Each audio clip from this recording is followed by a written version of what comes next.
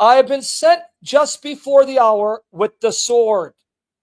Muhammad, no, he's a peaceful prophet. No, I'm not. I was sent before the last day, before the day of judgment, with the sword, with warfare, with murder, violence, terror, so that Allah will be worshipped alone with no partner or associate. Now, is this a weak narration? No. Classed as Sahih by Al-Albani and Sahih Al-Jami', number 2831. Why are you guys asleep? Why do you actually think that Islam can coexist? Yes, Muslims who don't know Islam, Muslims who don't know Muhammad, Muslims who don't know the Hadith can coexist with you. Muslims who know Islam, Muhammad, the Hadith, the Sunnah, know what the Muslim scholars have taught, know their commentators, can't. Ali Dawa can't live at peace with you. Muhammad Ajab, right?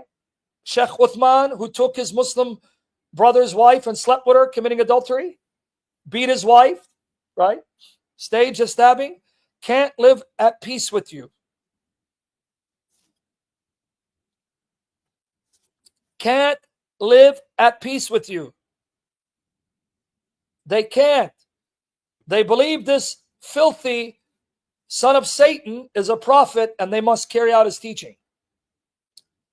Now, that Jews and Christians are included as the Mushrikun, meaning those who commit the sin of shirk, associate, is clear from the Quran and the Hadith. Because what did Muhammad say? He wanted to get rid of the Arabian Peninsula. For starters, start with the Arabian Peninsula. Get rid of Mecca and Medina, Tayyif, right? Of all Mushrikeen, those associated. And guess what he did? He got rid of the Jews and Christians and no longer allowed any Jew or Christian to live in Mecca, Medina, as proof that he considered Jews and Christians as al-mushrikeen, those who commit shirk. You don't believe me? Here you go. Sahih Bukhari, volume 3, number 531. And I'll talk about Jizyah in a minute. Narrated Ibn Umar. Narrated Ibn Umar or Umar. Umar expelled the Jews and the Christians from Hijaz. He got rid of them from Mecca, Medina. That's the Hijaz. Why? Because Muhammad said, I don't want any more mushrikeen here. I want to make this sacred and pure of shirk. Get rid of them. Get rid of them. With me so far? When Allah's apostle had conquered Khaybar, he wanted to expel the Jews from it. As its land became the property of Allah, his apostle and the Muslims. You caught it, what I said? When Muhammad entered Medina, the Jews had not harmed him. The Jews had not attacked him. He goes, no, the entire earth belongs to Allah and his messenger. That's why I want to throw you out. Even though you've been here before me, even though this is your property, your land, your fields, sucks being you, because now I'm the prophet. I own it. I own you, and I want you out of here. Do you think the Muslim apologists will share this with you besides Daniel Hakikachu, who's brutally honest, or Sheikh Asim al-Hakim, brutally honest? Allah's apostle intended to expel the Jews, but they're begging him, no, leave us in the land. Don't throw us out, and we'll give you a huge part of our produce. But they requested him to let them stay there on condition that they do the labor and get half of the fruits. Do you believe this? We're going to do all the work and we'll give you 50% of our crops. Just don't throw us out of our land. You're telling me he's not a mob boss? Isn't that what the mafia do? Don't the mafia do that? The mafia say, look, pay us protection money and we'll protect you. Otherwise, we'll kill you. So what does he say? Get out of here. You go, no, no, no, no, no. Let us stay in our own land. Let us keep our homes and our fields. And we'll cultivate it and give you 50% of our crops. Allah's apostle told them, we will let you stay on this condition as long as we wish. All right, we'll let you stay as long as we want. But when we're fed up with you, we're getting you the hell out of here. So then eventually, Umar threw them out.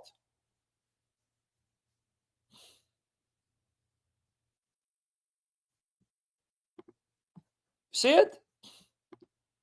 So they kept on living there until Umar forced them to go towards Taima and Ariha. So let me repeat again. I hope you're enjoying this. May the Lord bless our numbers for his glory. There are times in which I have to expose Islam.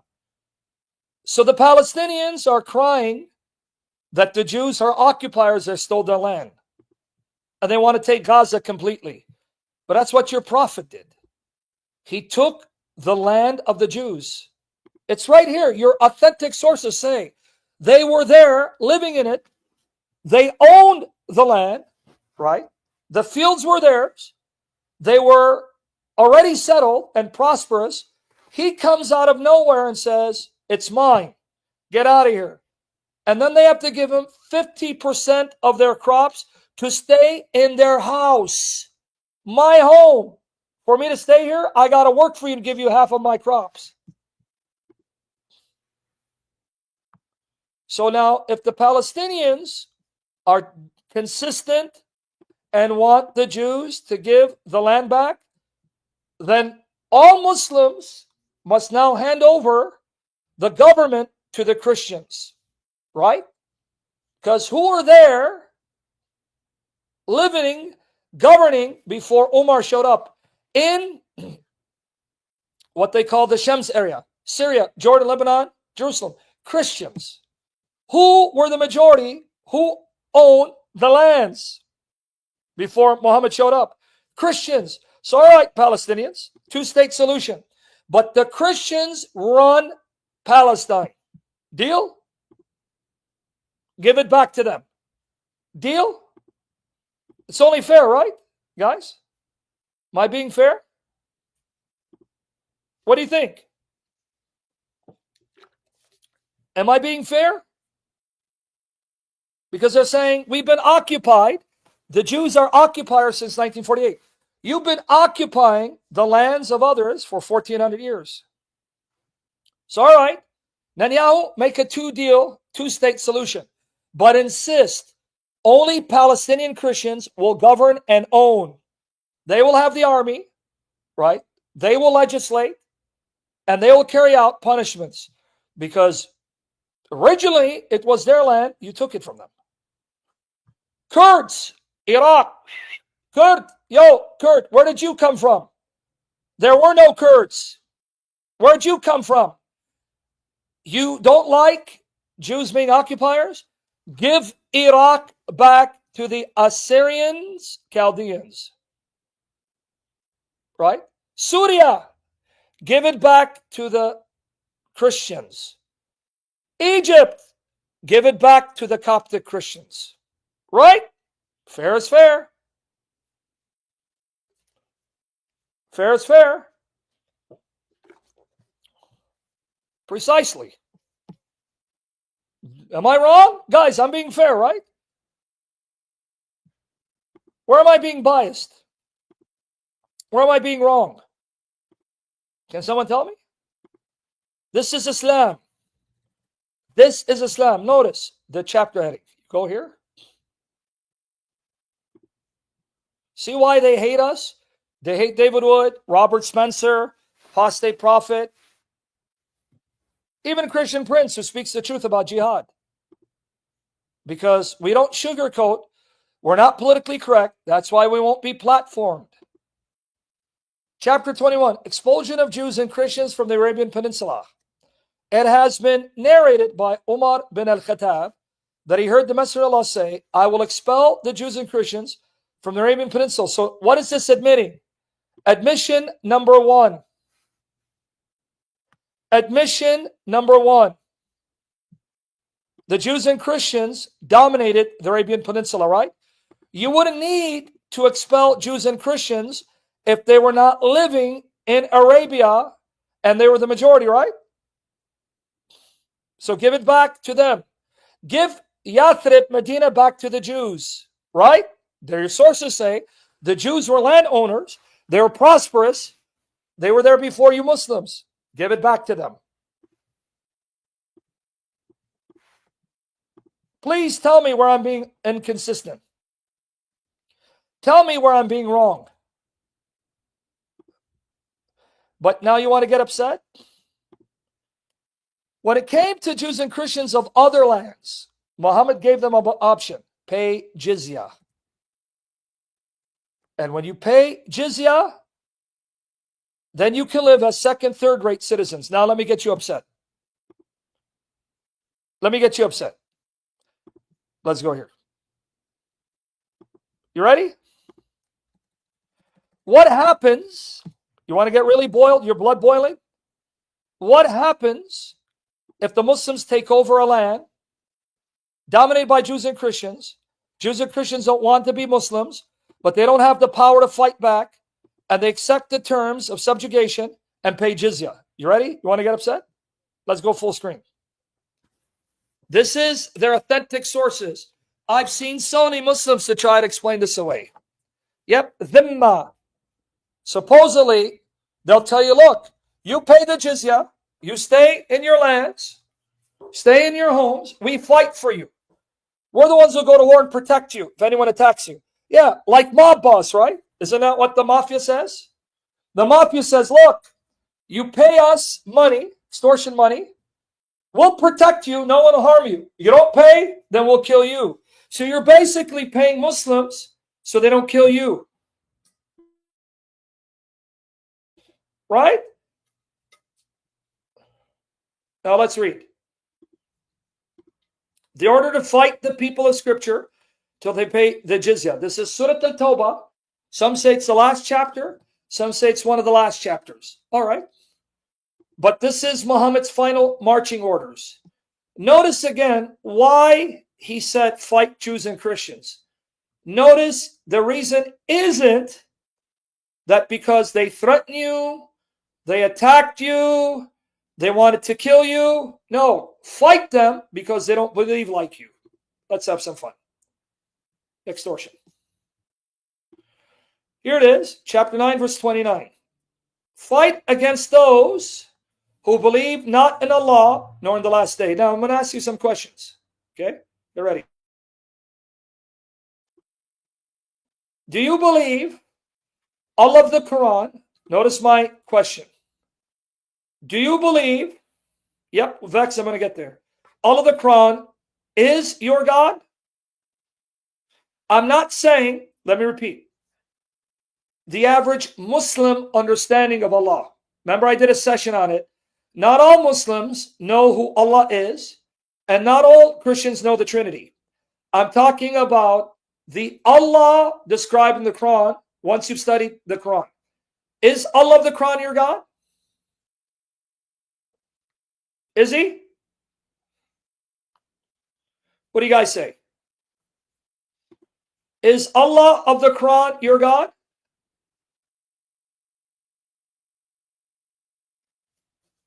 All right. You know what that means? Muslims must fight you because they don't believe in their Allah. Now, the last day for the Muslim means the day of judgment. Allah will resurrect you. Now watch here. Allah will resurrect you. And if you pass the test, you enter Jannah, paradise, which is more like Jahannam, hell. Now watch. And if you're a Muslim man, you'll be given eternal erect penises. Your penises will be hard. I'm not exaggerating. It's Muslim sources. You're going to have huge breasted whores. The word hur, huri, hur al-ain, wide-eyed, beautiful maidens who have huge breast tits that don't sag. That's in the Quran. I've done sessions on this. You will then deflower them, pop their cherries without harming them. and they go back to being virgins every time you pop them. And you'll have young boys serving you, right? Being your servants. And if you're a good Muslim woman, you'll be part of the Hur al-Ain, the Hur. You'll be a Huri, one of them, so that a man can deflower you and pop your cherry over and over again. I'm not lying. I did sessions on it. You guys forgot? I quoted the Quran and the Hadith. Go watch it. Now, if you're a disbeliever, you'll be sent to hell and be tortured and tormented in the most brutal fashion. So, do you believe in Islam's last day? Or do you see this as a glorified whorehouse, Playboy mansion? Do you believe in this? Yeah, Luna, you didn't know that? You know how many sessions I did on this, Luna? Go and watch the sessions. Read the material. It's a whorehouse. So a good Muslim woman, she'll be made part of the company of the Hur. You'll be like the Huri, Hur al-Ain, wide-eyed maidens, and you'll have huge tits that don't sag. And you'll be deflowered, you'll have your cherries popped by the Muslim man who's either your husband on earth, or you'll be assigned to someone, but you won't feel the pain of losing your virginity, and you'll go back to being tight again. That's Islam. I'm sorry, I'm being graphic, but that's Islam. You want me to show you at least a few verses to prove it? Hold on, they keep sending me text messages.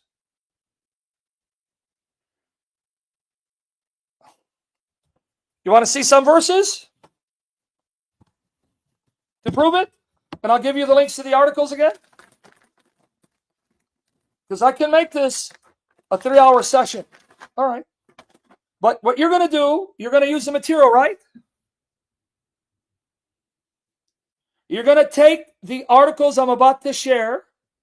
You're going to also learn these arguments, and you're going to share them with others, right? Teach your daughters, your sisters, your mothers to never follow this filthy religion. Teach them. Teach your Catholic Orthodox churches. This is what it teaches about women and paradise. So let me go through this. 1 second. Let me do this. Right there. 1 second, guys. Let me get the material so you don't think I'm lying. So it's going to be graphic, but you asked for it. This is Islamic agenda. This is what awaits you, women. Right here. Right there. 1 second. Let's go to Quran. Let me show you some verses, and I'll get you the articles. Let's go right here. Right here. All right. Halali Khan, 55, 56, 74. And right here. Ready? Talking about the rewards of paradise. You remain faithful. You pass the test. Watch what you have. There you go. 55, 56. Wherein both will be those maidens in paradise, the maidens, the hur, will be waiting for their husbands. Now, Islam teaches there are genies called jinn. They too, if they're good jinn and become Muslim, will enter paradise. And they too will have erect penises to deflower these whores of paradise. Let me show you. Watch here. Wherein both will be those maidens restraining their glances upon their husbands, whom no man or jinn, up until that point, yet mithluhunna. Here, this is the Muslim translation. Yet mithluhunna has opened their hymens with sexual or intercourse. Their hymens have not been opened by anyone until their husbands show up, and then their hymens will be opened up. Whom no man or jinn, yet mithluhunna, no man or jinn has opened their hymens with sexual intercourse before them. They're waiting for them to show up to do it.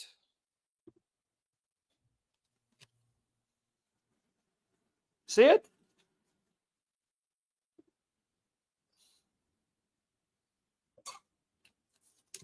You guys see it?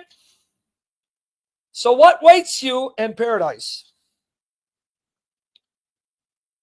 Verily, for the muttaqun, there will be a success. Gardens and grapeyards, and young, full-breasted, mature maidens equal of age. Notice they won't be flat-chested. The woman there will have huge tits. So if you're flat-chested here, don't worry about it. Allah's going to give you huge tits. So don't get breast implants. Voluptuous woman. Full-breasted woman. 7833. Right? Maidens with swelling breasts. Breasts that swell, stick out. Get the men horny.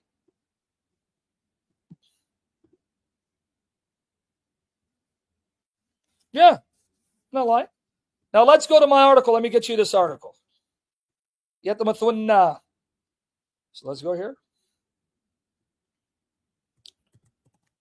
Brothel. Have you been to Allah's brothel? Here you go. One of many articles. Here you go. I'm going to give you the link.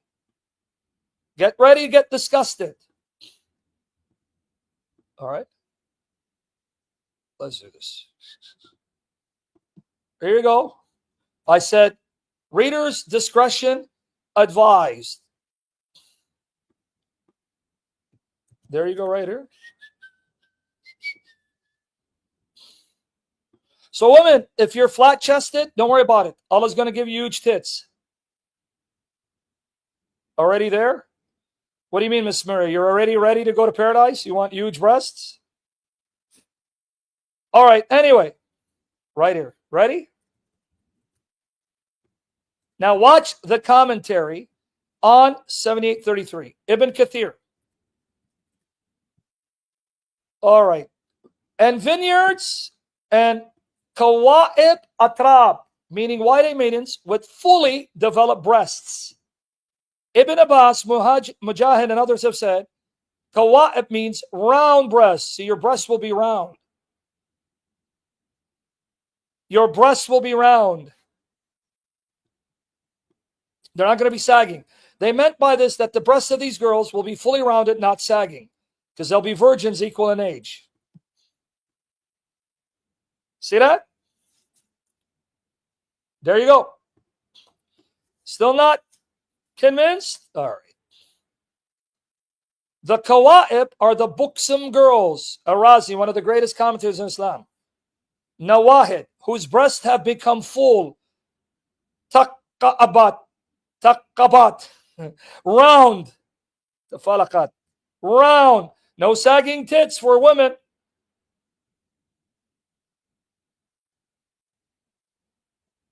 All right?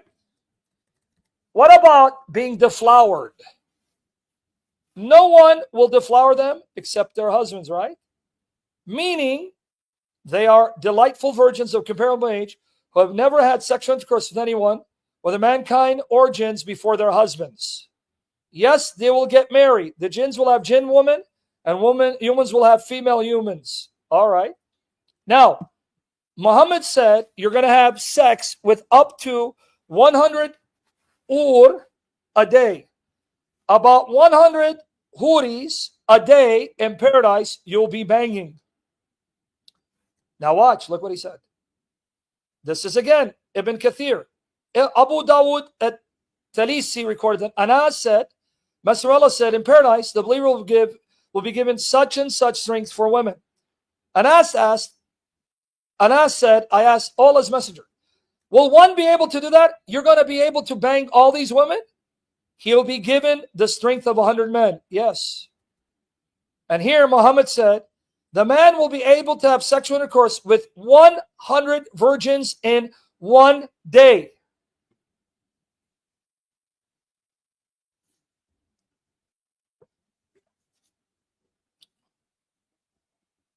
See it? And then it says, this hadith meets the criteria of sahih. Here, the two Jalals on 5636. What will you be busy doing in paradise? And then we're going to go back. and made them virgins immaculate. Every time their spouses enter them, they find them virgins. Nor is there any pain of defloration. So every time I bang this one, I go and come back, see her again, she's a virgin again. And I'm going to deflower her. But every time I pop the cherry, she won't be in pain. Here it is. Look. Again, Tafsir al-Jalalain, 3655. What will you be busy doing in paradise? What will you be busy doing in paradise?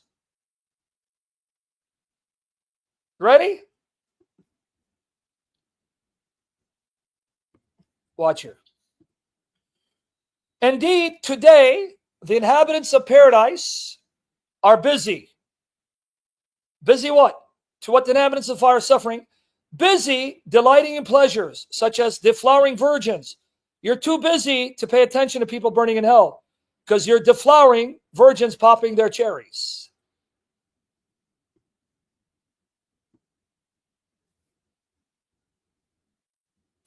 How many of you are sick, dude? How many of you are sick? This is Islam. This is the status of you women in Islam. This is what you're good for. Diddy was in the wrong religion. He should have went to Saudi Arabia. Everything he did would have been halal, legit. And then finally, from Ibn Majah, Abu Umama, the father of Umama, reported Allah's messenger. What did he say? This comes from Sunan Ibn Majah, volume 5, page 546, number 4337. Watch. Every one of these Hur al-Ain will have a pleasant vagina. This is Muhammad talking. You're going to have a pleasant vagina, vajayjay. And he will have a sexual organ that does not bend down. You're going to have Islamic Viagra. Your organ won't get soft. It will always be stiff.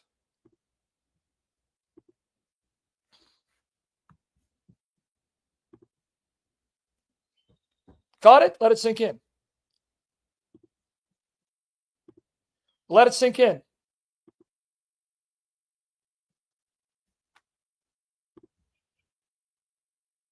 Right there.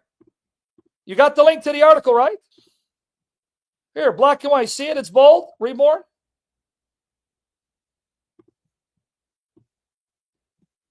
Right there. Let me get you the article. Guys, what are you going to do in saving your neighbors, your family members, your daughters, sisters, your church from Islam? Are you going to go share this and teach them?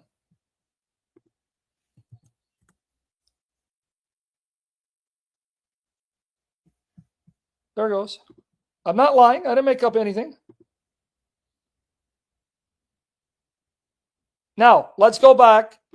So why will Muhammad fight you? You see how disgusted you were? It says, fight them who don't believe in the last day. Do you believe this is the last day? And this is what eternity will be? Or do you think this is from the pit of hell? It's Playboy Mansion on steroids, on growth hormone. So if you don't believe this, Muslims must fight you. Nor forbid that which was been forbidden by Allah and His Messenger. If you don't prohibit what Muhammad prohibited, so if you don't forbid swine, you eat pig meat, Muslims must fight you. And if you don't acknowledge the religion of truth, you don't admit Islam is true, Muslims must fight you. They're not fighting you because you attack them. They're not fighting you, right, because you threaten them. They're not fighting you because you wanted to murder them. They're fighting you because you don't believe like them. You don't believe in their God, their paradise, their hell, and don't think Islam is true. Even if you're from the people of the scripture, meaning Jews and Christians, until they do what? They pay the Jizyah with willing submission and feel themselves subdued. Now, here is Ibn Kathir's statement. Okay. I'm going to skip it. Watch it. Go to the bold part. This honorable ayah, he even calls it honorable. Right? He calls it honorable. This verse is honorable. Was revealed with the order to fight the people of the book after the pagans were defeated. So when they conquered the pagans, took over Arabia, now Muhammad has enough people to expend Islam militarily, offensively. The people entered Allah's religion in large numbers, and the Arabian Peninsula was secured under the Muslims' control. So when Muhammad had enough soldiers to kill, murder, and loot, then he sent them out, offensive jihad, to attack anyone and everyone, even Jews and Christians. Now here's why you're forced to pay Jizyah. You ready?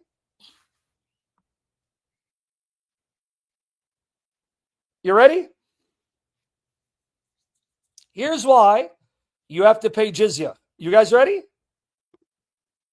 Why do you pay Jizyah? Why do you pay? They'll say, well, it's taxation. Don't you pay taxes to the American government? Yeah, but the American government doesn't force me to pay taxes as a sign that the government has humiliated me, disgraced me, shamed me, right? Belittled me because of my ethnicity or religion. Watch here.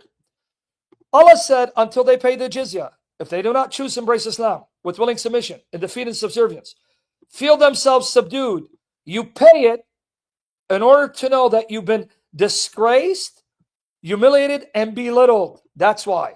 To rub it in, to disgrace you. Therefore, Muslims are not allowed to honor the people of Dhimma. That means Jews and Christians under their protection. You're not allowed to honor them or elevate them above Muslims. You can't do that. Muslims are better than them. Right? For they are miserable, disgraced, and humiliated. Muslim recorded from Abu Hurairah that the Prophet said, now look how miserable and filthy this religion is, that if I'm walking the street, Muslims walk the street, they got to push me out of the way as a sign I've been humiliated. Do not initiate the salam. You don't greet them. Let them greet you, to the Jews and Christians. And if you meet any of them in a road, force them to its narrowest alley. This is what Muhammad taught.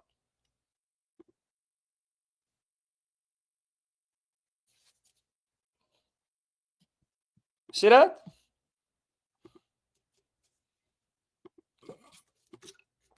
This is why the leader of the faithful, Umar ibn al-Khattab, the second caliph, demanded his well-known conditions. When he conquered the Christians of Hashem, here's the proof that when they took over Syria, Jordan, Lebanon, it was dominated by Christians. Umar ibn al-Khattab, the second caliph, conquered Syria, Lebanon, Jordan, and Jerusalem. And when he went there, he saw the Christians were dominant, and these were Christian lands. So what did he demand of them? I want you to listen. What did he demand of them? Watch here. Umar ibn al-Khattab demanded his well-known conditions be met by the Christians, your ancestors, mine. These conditions that ensured their continued humiliation, degradation, and disgrace.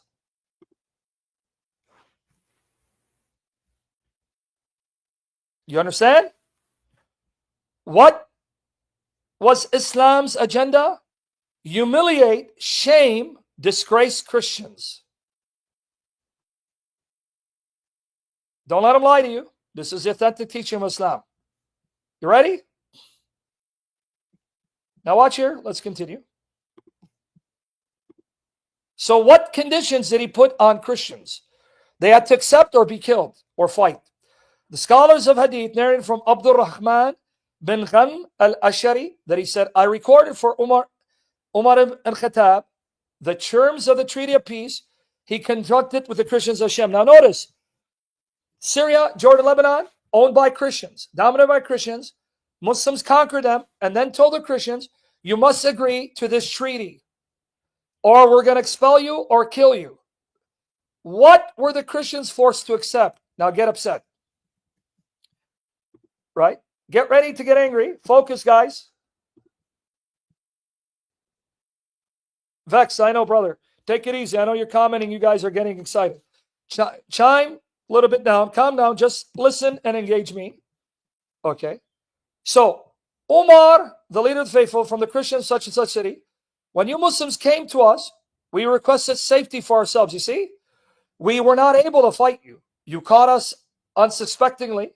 So we begged you for safety, for ourselves, children, property, followers of religion. We made a condition ourselves. Now watch the conditions. That we will neither erect in our areas a monastery.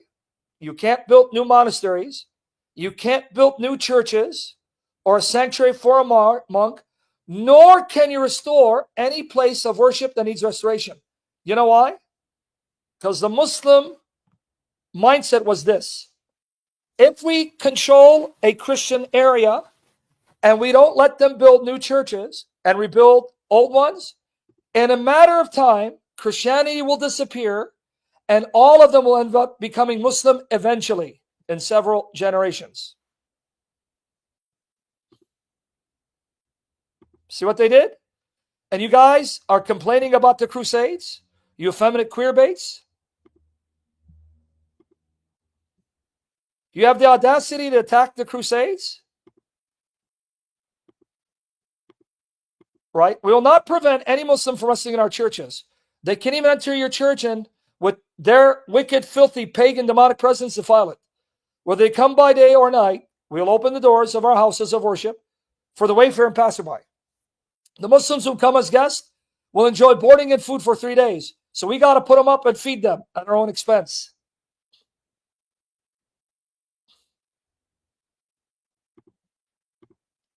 We will not allow a spy against Muslims into our churches and homes or hide deceit or betrayal against Muslims. Now watch. We will not teach our children the Quran. You can't teach your children why Islam is evil. Look how filthy the Quran is. You can't do it. We cannot publicize practice of shirk. You know what they mean? You cannot go out publicly with a cross or icons because those are items of shirk. Nor can you evangelize. You can't invite anyone to shirk. You can't invite Muslims to become Christians. But now watch the insult and spitting in our face. Or prevent any of our fellows from embracing Islam. Now, if one of us wants to become Muslim, we can't stop them. Still not upset? We'll respect Muslims, move from the places we sit in if they choose to sit in them. So if I'm sitting and the Muslim wants my seat, I got to get up. That's what they did to our ancestors.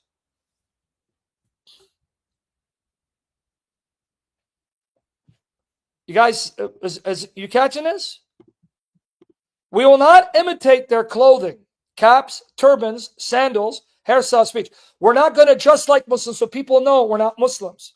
We got to dress differently, cut our hairs differently, wear different clothing so people know, oh, those are the Dhimma. They're not Muslims, so don't honor them. Speech, nicknames, title names, or ride on saddles. We can't even have swords on our shoulders. We don't have a right to bear arms. So they leave us without weapons to defend ourselves.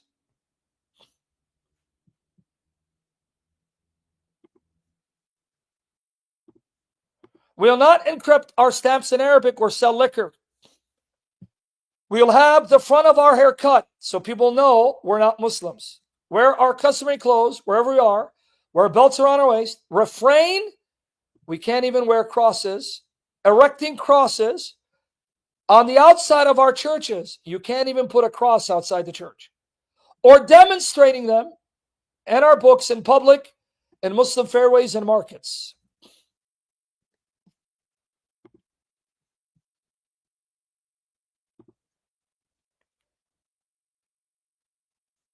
See that? We will not bury our dead next to Muslim dead. Thank God for that. Or buy servants who were captured by Muslims. Oh, I thought Islam abolished slavery. We will be guides for Muslims, refrain from breaching their privacy in their homes. When I gave this document to Umar, he added to it, we will not beat any Muslim. These are the conditions that we set against ourselves, follows our religion, in return for safety and protection, so you don't murder us and rape our women. If we break any of these promises that we set for you, your benefit against ourselves, then our dhimma, promise of protection, is broken, and you're allowed to do with us what you are allowed, a people of defiance and rebellion. But it's not just Ibn Kathir. Umdat al-Saliq. This is a renowned Manual of Shafi'i Islamic Sharia Jurisprudence. Right here. Let me give you the title. Not going to read all of it. Reliance of the Traveler, the Classical Manual of Islamic Sacred Law, Umdat al, some will say Saliq, by Ahmad ibn Naqib al-Misri, translated by Nuha Mim Keller, pages 607, 609. I'm just going to read the bolded parts. Ready? The conditions imposed on who? The Dhimma, Jews and Christians, who don't want to convert, but live under Islamic rule. See? Non-Muslim subjects of the Islamic State, Ahl al-Dhimma. And now let's go here. Let's go to the bold parts. You got to pay Jizyah. It tells you how to pay it. And here are the conditions.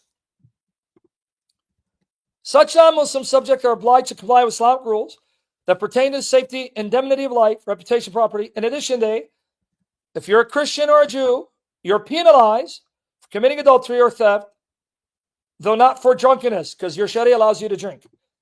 You are to be distinguished from Muslims in dress, wearing a white cloth belt, zunar, so people know you're not Muslim. You are not to be greeted with assalamu alaikum. You do not greet them. You must be shoved, kept to the side of the street. You may not build higher than or as high as Muslim buildings. Your buildings have to be smaller.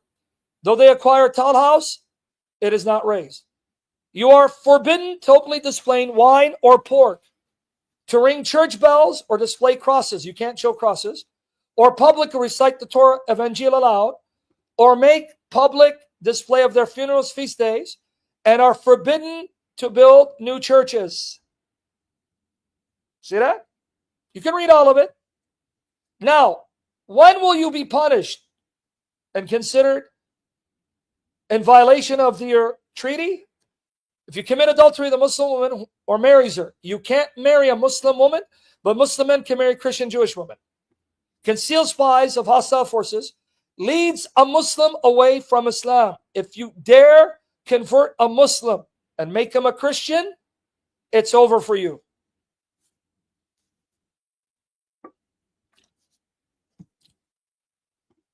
Also, you kill a Muslim, or you mention something impermissible about Allah, the Prophet, meaning God logic, David Wood, apostate prophet, Christian prince, Osama Dakdok, Robert Spencer, Rashid, myself, we all have to be murdered by Muslims if we live under Islamic rule, because we condemn Muhammad as a dog burning in hell.